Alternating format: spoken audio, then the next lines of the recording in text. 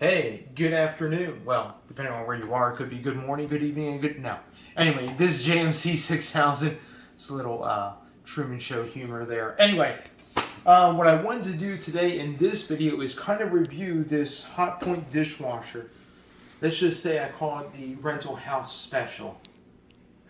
So let's begin. So the model number of this dishwasher is actually HDF330PGR. Oh, you see that right there? Yeah, if you want to zoom in, you can zoom in. There it is right there. We're not going to go. Anyway, this particular dishwasher is very common.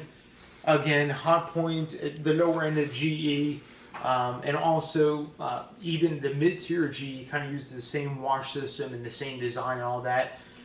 When you go up in models, will have more features and everything else, which I'll go over real briefly in this dishwasher. But what I wanted to do in this video is go over my 3 likes, dislikes, and actually have a bonus at the end. So stay tuned to the end of the video. Don't skip. Stay tuned to the end of the video. This is a 6-month review of this dishwasher. Actually, I've had a little over 6 months. Anyway, I'm in my rental house and I wanted to kind of go over this dishwasher. And the reason why I wanted to go over this dishwasher is GE pretty much has the same exact wash system all the way up to their 6, almost $700 dishwashers. They use the same exact wash system. Again, some features may be different. The interiors are maybe different, which I'll go over briefly in this video. But let's go over my 3 likes, and then we'll go to my dislikes. Here we go. Number 1, like that I have with this dishwasher. At the time when this dishwasher was bought, it was running around $350. I believe the price had gone up to about $4 right now. Maybe you can get it on sale for about $350, maybe $330. Is the dark color tines. The dark color tines are absolutely amazing. It's a really hard, very scratch resistant kind of a tine surface. I remember when dishwashers, the basic ones, had white tines that if you just looked at them, the porcelain or whatever the coating was, it would actually come off and the metal would be exposed and then that metal would start to rust. This dishwasher comes with dark colored tines from the factory, seem to be a little bit easier and better because they're not easily scratchable. So that's an awesome thing. Number 2 thing I like about this dishwasher, that's my detergent door. Number 2 thing I like about this dishwasher has to be the simplicity of design. Again, this is your rental house bargain basement special. You only have 3 cycles. You have a start, and that is it. There's no choosing many different cycles or favoring a cycle. You only have 3 cycles. Time saver, which is under 60 minutes every day, which is about almost 2 hours. And then you have heavy duty, which goes on for 2.5, almost 3 hours. Anyway, so those are the 3 cycles. Has a clean light. That's about it. And then my 3rd like that I have with this dishwasher will be that even for a bargain basement dishwasher, this actually has a lower and a top spray arm, which is nice. You know, I remember back in the day, dishwashers and even the basic simpler GEs used to have just a bottom spray arm, and they would have this thing that would come up in the center of the spray arm. They call it the wash tower that actually sprayed water that would try and get all the second rack. It was just a weird design. They weren't very effective. Kind of a bonus thing. This thing does clean pretty well. But let's go into my dislikes because there's quite a few. I have 3. There's also a bonus. Not going to tell you which one it is yet. But number 1 dislike about this dishwasher is has to be the plastic interior. Yes, I know, plastic. But there's it's kind of like the plastic interior, and there's very little sound insulation. So this is probably one of the loudest dishwashers on the market. This one in particular is rated at 60 decibels. If you look at my house, my open concept kitchen, dining room, living room, when I'm watching TV, I can hear this thing running in the background.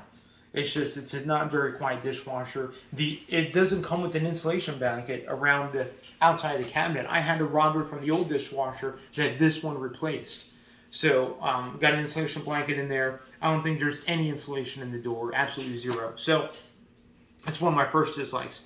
It's plastic interior. Plastic interiors are known to be loud, and without any insulation, it kind of amps up the loudness of it. Number 2 dislike I have with this dishwasher has to be, and I don't know if it's the wrong cycle I'm choosing. I usually run the everyday cycle, and I'm using the advanced great value dishwasher packs. So it's like the step above the basic dishwasher pack. But anyway, what I've been noticing recently with this dishwasher is the fact that if you kind of look in here, son, and if you notice around here, back in here, even in the filter area, right in here, you notice this kind of like yellowy green, yellowy film. And what I think it is grease.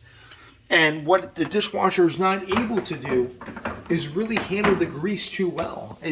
It starts to collect, and then I have to do almost like a deep clean with vinegar and whatnot in the dishwasher, but it's been a lot worse than this. I'm trying to keep it up. So I don't know if the water is getting hot enough or what is going on, but a lot of grease kind of builds up. And the filter, it's very basic. It's this plastic cheap top filter here, and then this filter here. As you can see the grease collection right here in this filter. Some of it I can't even get off. It's this plastic mesh medium. It's not even metal. So that's it for the filter medium. It's just that easy to clean, but the dishwasher is not able to handle grease very well. So that's another downside to this dishwasher. Third downside to this dishwasher is the fact that when it's running. So most dishwasher today do this. I find it quite annoying, but constantly as it's washing, it will go from just spraying the top, and then you hear the motor shut off, and then a reverse direction, so we can actually spray the top spray arm, and there's another spray arm up here. So anyway, it constantly does that. The motor will stop after maybe a minute, sometimes less than that, and then it'll start up again and do this, and it'll constantly do that throughout the cycle the whole time. And it's just, why can't it just come on and stay on? It's because the motor is not strong enough to get all three wash arms spraying at the same time. And in fact, that's kind of the new thing to do. Not only GE does this, but Whirlpool does this, Frigidaire, the lower end of Frigidaire does this. They all have this stupid design where the motor can only spray one wash arm at a time, then it'll stop, either reverse direction or a check valve comes back and reverses the way the water flows so we can get up to the top rack. It's just absolutely annoying. I'm used to dishwashers where the motor is so powerful that it can spray all three wash arms, bottom, middle, and top, and not have to worry about stopping, changing direction, or anyway. Just an annoying habit that it does that I cannot stand, and I probably, well, we'll get to that. So, anyway, my 3 likes and dislikes about this dishwasher. There's some good features, but then there's some really frustrating and annoying features. For the most part, it cleans the dishes, which is better than the dishwasher that was in here before. So I really do appreciate that. And I guess a bonus thing would, well, kind of got a bonus dislike and a bonus like, but a bonus dislike is the fact that, yes, it's a minimalistic design, and I know for the money you're not going to get a lot of features, but I can't choose anything. I can't choose when I can turn the heat to dry off. I can't choose if I want the temperature hotter, if I want it lower, water temperature that is. I can't choose any of that. There's some dishwashers out there in the mid 500 range that you can choose the heated dry to turn on or off. That you can choose higher water pressure or lower water pressure. You can choose, if you want higher water temperature or lower. I mean, this thing is so basic, you only get 3 cycles and that's it. So again, my bottom conclusion for this dishwasher is the rental house special, the rental apartment special. If you own a rental and you want a bottom of the basement dishwasher that'll just get by, well then here you go. Choose the Hotpoint, lower end GE. It'll get the job done. It's not going to be fancy. It's not going to do a lot of things for you, but it'll probably make your people somewhat happy. If you want a nicer dishwasher, and my total recommendation, if you live in your own house and you want to spend something just a little bit nicer, skip the bottom basement GE and a Hotpoint. Yeah, that's right. Skip it. Spend a little bit extra money. Get a little, I would say skip the lower end GEs altogether. They're not really all that crapped up to be. Skip the lower end GEs, skip the lower end Frigidaires, and definitely skip the lower end Whirlpools. If you want something that's actually a pretty decent dishwasher in the lower end, get a Samsung, get an LG. If you want a mid-grade dishwasher, I would say you can shoot for a middle of the road. Personally, I would get anything with an all stainless interior, but if you can't afford that, and if you want kind of a lower grade dishwasher that is actually decent at washing, Samsung lower end is actually pretty good. Lower end, some of the lower end LGs are actually really good. And then if you want a mid-grade dishwasher with an all stainless interior, you get the mid-grade GEs with an all stain. I'm sorry, not GE. Get the mid-grade Frigidaire with an all stainless interior.